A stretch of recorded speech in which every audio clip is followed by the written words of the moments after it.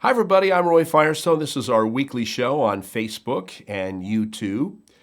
She is almost 90 years old now, with a life that has seemed to come from some storybook. She was a child star, the British Shirley Temple, a radio star before she was even 10. She actually sang to civilians in bomb shelters during the London Blitz. She also had a British film career, even as a little girl. But unlike Shirley Temple, this young girl extended her career beyond some child star films. Her name, you might know, is Petula Clark, and she not only had an illustrious recording career, she also starred in numerous films as an adult in America, films like Goodbye, Mr. Chips with Peter O'Toole and Finian's Rainbow with Fred Astaire. She remains to this day best friends with Julie Andrews, but was also a very close friend of the late Karen Carpenter. We'll have more on that in a few moments. But Petula Clark is a singer still. She performed selected shows as recently as 2 years ago before the pandemic hit. Honored by the Queen Mother, decorated with a CMG, her name still evokes great respect and affection all over Europe. She is one of the most beloved British entertainers of all time with a career that spans more than 7 decades. But it is interesting to note that Pet Clark's career might not have ever continued much past the late 50s and early 60s had it not been for a stroke of good luck and a very bad decision by a popular band at the time. The year was 1964. The record producer and songwriter Tony Hatch was visiting Manhattan near Central Park. He kind of thought it was in the downtown area of the city. He was in town to pitch the Drifters singing group a follow-up to their song On Broadway. He started writing lyrics and carved out a melody. He thought Uptown, Downtown is a song title. Well, the Drifters, one after another, hated it. They rejected the song. Undaunted, Hatch offered the song to Petula almost as an afterthought. She listened to the song in its rough draft and said to Hatch, who slipped the word downtown in appropriate places in the song, she said, "That's the one I want to record. Get that finished. Get a good lyric on it. Get a great arrangement. I think we'll at least have a song we're proud to record, even if it isn't a hit." The song was this song. When you're alone and life is making you lonely, you can always go downtown. Downtown, possibly one of the greatest records of the 60s, easily Clark's signature song in her illustrious career. The song became the first #1 hit for the year 1965. It was on the top 10 charts for nearly 2 years. Petula thus became the first UK female artist to have a US #1 hit during the rock and roll era.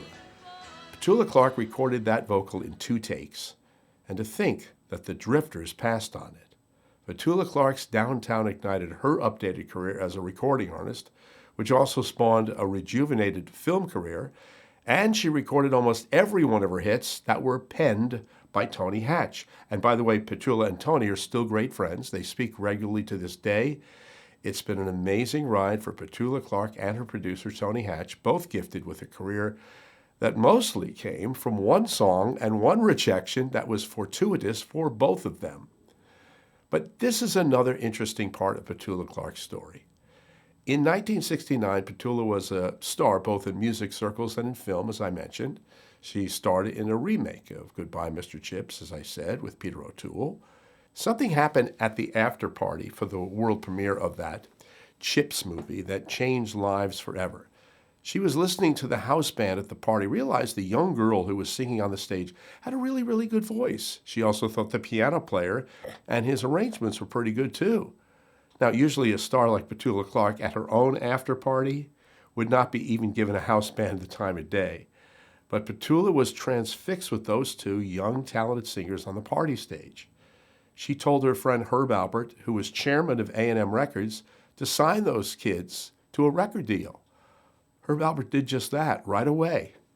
Within a year, in large part because of Petula Clark's recommendation, the 2 youngsters became major recording stars. They were Karen and Richard Carpenter.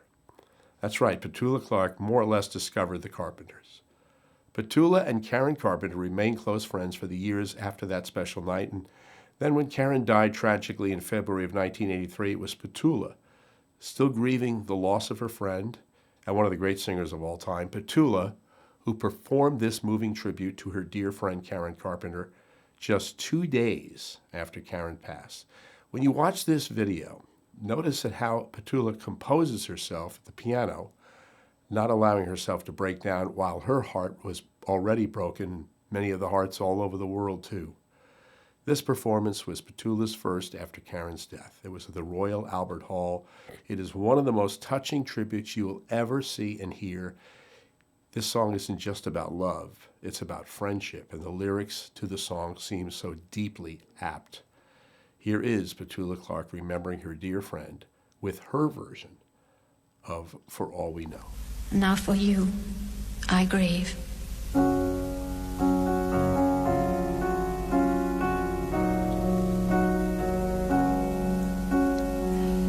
Look at the two of us, strangers in many ways.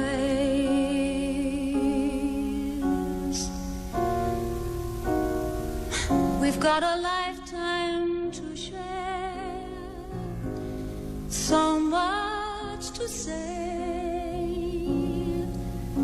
and as we go from day to day,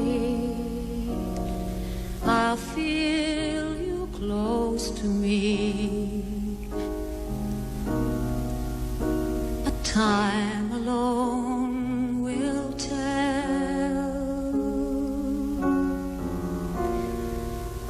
Let's take a lifetime to say I knew you well, for only time will tell us so, and love may grow for all we know. We'll meet again for all we know. Good night, Karen.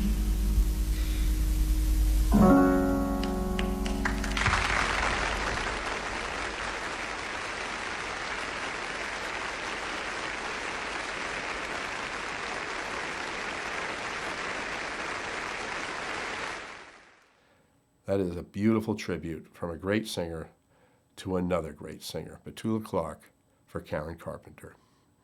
That's our show for this week. We'll see you next week.